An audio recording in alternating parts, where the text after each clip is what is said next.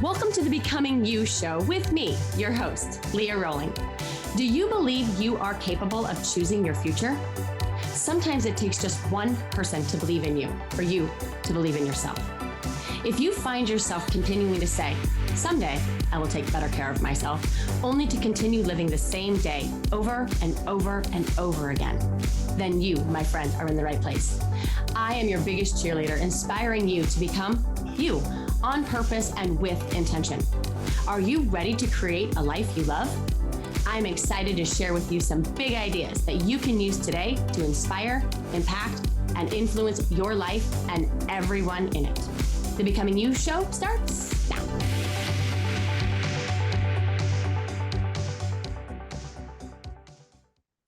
Hello, my friends. How are you? Welcome to the show.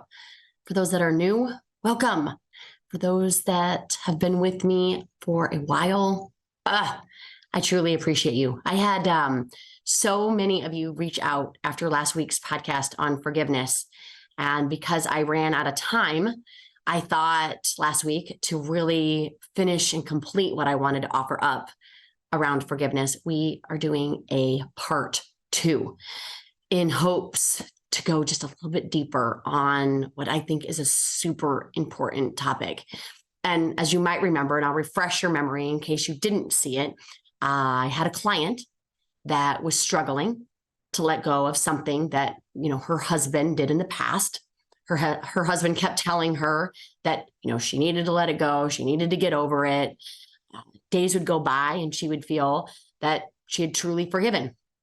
And she knows all the right things to say, right? We forgive for our sake, et cetera, et cetera. But then something triggers her anger and she gets upset. He'll say something or she'll see something on TV or her friends will say something and it sets her back. And my question to her was, are you willing to question your interpretation of what it means to truly forgive? And then we talked about the differences between true and false forgiveness. And I wanted to kind of unpack that a little bit for you as a reminder. We talked a lot about it last week. And then I really want to go into what I'm going to call the 6 laws or rules of forgiveness, ones that I have felt have had the most tremendous impact on me and my ability to step into that gift. So let's break them down super quick. The first, these are just ideas that I had offered up last week as a precursor to the laws that I'm going to unpack this week. So true forgiveness is permanent. False forgiveness is temporary, right? Which is why my client was continually being hurt with her memories. It's why we have this notion that I'm going to forgive, but I'm not going to forget. That's not really forgiving. Because when you really forgive, you don't need to remember. True forgiveness, I offered up last week, is unconditional. False forgiveness has conditions. Conditions like expectations and requirements and the need of apologies. And even when we get them, they kind of land on deaf ears because we think that the apology should have come sooner. It should have been more sincere. It should have come with bells and whistles and all of the things, okay? True forgiveness lets the past be over. False forgiveness keeps the past alive. This is why the peace that we thought was going to be available once we forgive isn't available. Right? The memory of the past is what is stealing your contentment in the now. True forgiveness is inspired by love. False forgiveness is motivated by ego. Okay. And so I offered this up last week, but I want you to notice true forgiveness and false forgiveness come from completely 2 different sources. My client's tolerance for pain was super high, like most of us, but it's not without limits. And she eventually realized that faking forgiveness wasn't going to work. She realized that healing pain and tolerating pain are two completely different things, which kind of brings us to this very important discovery. The act of forgiveness itself is not the miracle. The real miracle is the source that inspires us to forgive. What is the source? Love.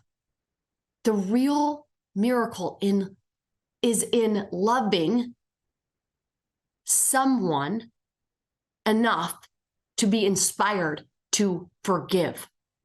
And that someone is you.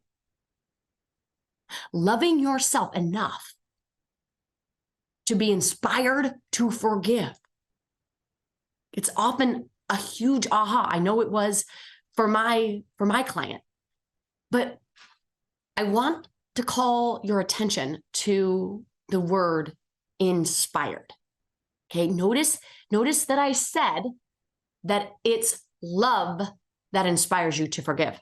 This is a key insight, because true forgiveness can't be bought, it can't be sold, it can't be earned, it can't be bargained for. It isn't in return for apologies or met expectations or ultimatums. It's a gift that we freely give from one heart to another. So when we think about, what is this true forgiveness? I believe that it's the remedy. I believe that it is the path to allow the past to be truly over in our hearts and our minds. And it's always inspired by love. And its laws that I'm going to offer up to you today they're not created by us, but for us. They are created as a way of giving us the power to undo the effects of mistakes, of misfortunes, of situations, of other people in our life. So I'm going to share the 6 laws of true forgiveness as I see it. And my hope is that as you listen, you've got a certain someone or a situation in mind. So as I navigate through these, it might help you free yourself and invite this opportunity. Maybe it's a dad that you thought shouldn't have left your life when he did. Maybe it's a husband that you thought should have had better prioritized you and your family. Maybe it's a neighbor that you thought should not have been so demonish. Maybe it's a friend that you think should be more present in your life. Maybe it's a boss that you think should see you and appreciate you more than he does. Whatever it is, whoever it is, no matter how awful the offense is or was, my hope is that you can apply these laws and you will find some much, much, much, much deserved freedom and rest. Okay, so law number 1. I kind of alluded to it last week and teased it out right before these laws, but that true forgiveness has to be inspired.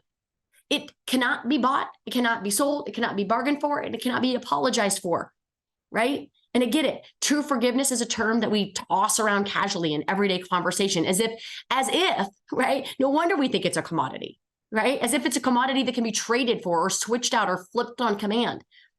But the forgiveness journey, it's complex, it's intricate, and it's deeply personal. You can't just be like, okay, fine, I forgive. Okay. It's an emotional and spiritual process that can't be fast tracked, right? Genuine forgiveness in this scenario requires an emotional reckoning, an emotional understanding. It's not just a mere transaction. It's not just words. Okay. It's also not a bargaining chip, right? The root issue, I believe, here is trust. And trust, once broken, requires a genuine introspection and effort to rebuild. A reconciliation might offer a temporary Band-Aid, but it won't heal the wound. And let's talk about apologies. I can't even tell you how many times I've had conversations with friends and colleagues and clients, and they're just like, forgiveness isn't available to me because they haven't apologized. Here's what I want to offer. And it comes from a tremendous place of love. An apology, no matter how sincere, isn't a magic wand that can instantly mend the pain of betrayal, the pain of abandonment. Okay? We need time to process our emotions, regardless of whether or not we get in an apology or in the manner with which we get one. There's a clear pattern that I hope you're hearing. Forgiveness, true forgiveness, is an internal process. It's not something external. It's not something that we wait for. It's not something that we speak out into the realm of our existence. It's something that we feel inside. It can't be rushed. It can't be procured through material or superficial means. It's a deep emotional journey that's inspired. Okay. Number 2, it's a big one, you guys. There's no hierarchy in forgiveness. And I know some of you are going to email me and you're going to text me and you're going to message me and you're going to tell me that I'm wrong on this, and it's okay. I'm willing to be wrong on this, but I really want you to hear what I say. There's no hierarchy of forgiveness. There's no mistake that's too big or too small to be forgiven away. Just as there's no hierarchy of greatness, there's no hierarchy of forgiveness. Just like if we were to ask 10 different people what equated to being great and successful, we would get many, many different answers. Similarly to forgiveness, if we were to ask 10 different people, what are unforgiven offenses? We would get a multitude of different answers.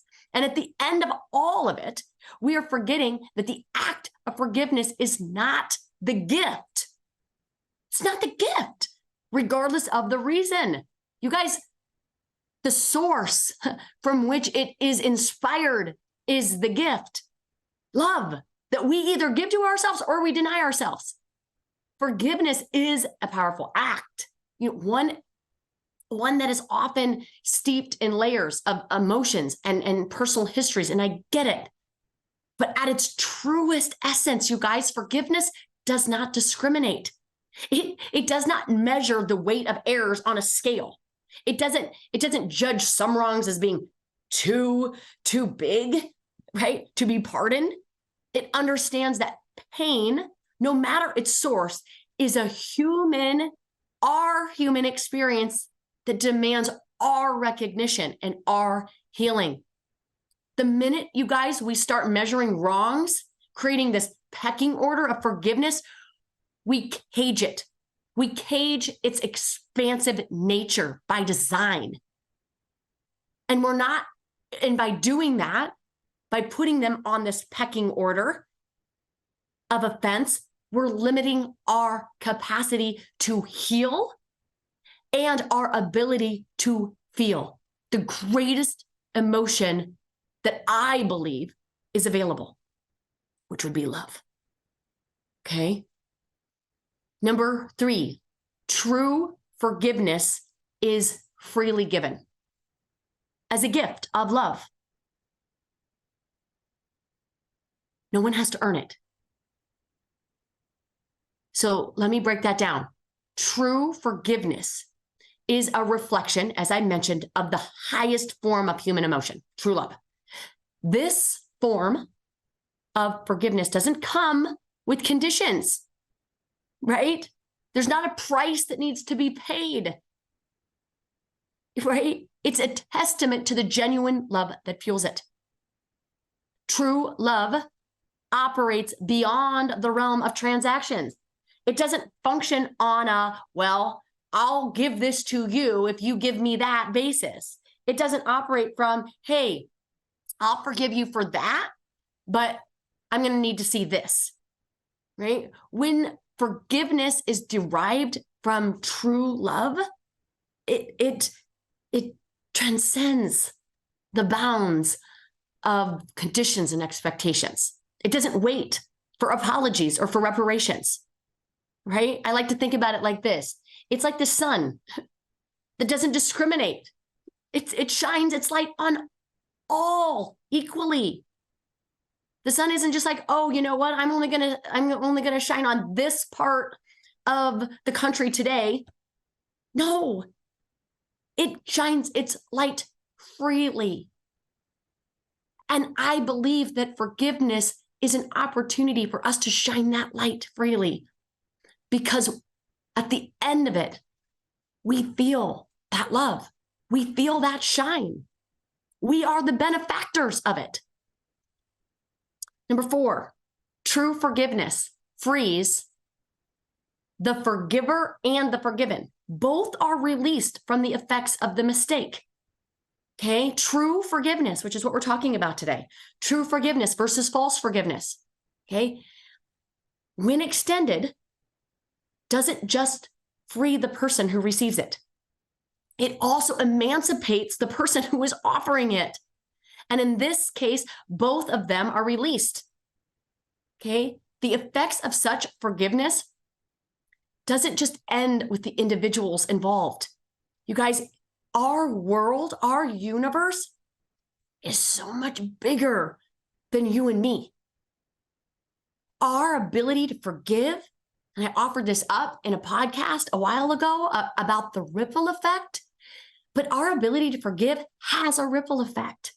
When you feel the love and are inspired by the love that forgiveness requires of us, you become an emotional, energetic source for the world, for your families, for the people around you, for your neighbors, for your spouses, and for yourself. Number 5, true forgiveness is a rational act of self-love. It's something that you do for you. And I get sometimes that, forgiveness, and I talked about this in the first part, it conjures up, religious requirements and saints and sages, but at its core, forgiveness isn't just an altruistic act that we do to be saved. It's a profound act of self-love, and it's a conscious decision. Forgiving is an act of self-preservation. And just as you might choose a nutritious meal over junk food, right? You do that because you love and you want to take care of your body. Choosing to release negative emotions through forgiveness is a way of saying, I value my mental and my emotional well-being. Number 6, true forgiveness is a decision, not necessarily a feeling. It's an activity, not a theory. It's a choice that you choose, knowing that nothing that you experience do you experience outside of yourself. In that, forgiveness is always a forgiveness of self. It's always a forgiveness of self. For the misconception, the misperception, whatever we made it mean that allowed us to feel how it is that we felt. It's always an opportunity to take both the responsibility and to forgive it. When someone hurts us, it's natural to feel anger and sad and betrayed. They're legitimate feelings that serve a purpose. But choosing to forgive is not about waiting for these feelings necessarily to dissipate or to change. Instead, it's about us deciding not to let these feelings dictate our actions and our responses indefinitely. I have people, clients, friends, loved ones that are still harboring resentment, bitterness, and betrayal from decades ago. So I want you to see forgiveness as an activity rather than a theory. What I mean by that is we recognize that it requires effort, much like any other action.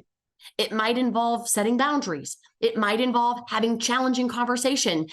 And for me, a massive amount of introspection. That's my go-to. It's not a passive act of merely saying the words, I forgive you. As I mentioned, it's an ongoing process of releasing resentment and choosing peace over revenge and grudges. And at its core, it's realizing that I am the creator of my emotions. No one, no situation can make me feel anything without my permission. And so by understanding forgiveness as a decision, we free ourselves from the unpredictable nature of emotions. We aren't bound to our feelings of hurt or anger. Instead, we empower ourselves with the ability to decide how we want to respond to these situations or these people. This approach gives us back our power. We're not at the mercy of fluctuating emotions. We're at the decision of our mind. That is huge. Okay? Viewing forgiveness as an active decision is transformational. It changes the narrative from being a victim of our emotions to being in control of our reactions. It acknowledges that while we might not have control over how we feel initially, we do have control always how we respond. And true forgiveness then becomes a testament to our strength, to our grit, to our resiliency, and most importantly, the journey to our healing and our peace. So now it's time to get honest with yourself. Knowing what you know about suppressing and faking forgiveness versus truly being inspired to forgive. Which do you think you've been doing? Here's the clue. If the past is still not over for you, if it harbors things like it did for my client, you haven't truly forgiven. Forgiveness frees you from the past. Suppressing it keeps you chained, like an elephant, like going around in circles. I truly believe the desire to truly forgive is the beginning of your healing journey. There's a big, big difference between wanting to do something and being willing to do something. And I think when it comes to true forgiveness, I believe that only love can inspire the necessary willingness in your heart. It's your mission, should you choose to accept it. I want you guys to believe that and invite for you to consider that embracing forgiveness is akin to embracing and stepping into your deserved freedom. It is a choice, a transformative decision that leads us towards a path of inner peace and love and heightened consciousness. I also think that it's really important for us to understand that life will, if we continue to allow forgiveness to not be a choice for us to choose, we will continue to endure what's wrong for too long. And I think we do this because we're just following suit, right? We're just waiting in line, waiting behind the person in front of us that is following behind the person in front of them. And we're just marching in a single file line, going nowhere, right? Feeling nothing or worse, this unforgiven resentment and anger. Our shift and our healing will require us to get out of this single file line in order to see that where this line is marching is not where you want to go. That there is a path more deserving of you. You just couldn't see it because all you could see was the back of the person ahead of you. And we just assumed that they knew where they were going. And all they knew is that they too were hoping that the person in front of them knows where they were going. And we are assuming that people understand these fundamental principles that we've talked about on this show.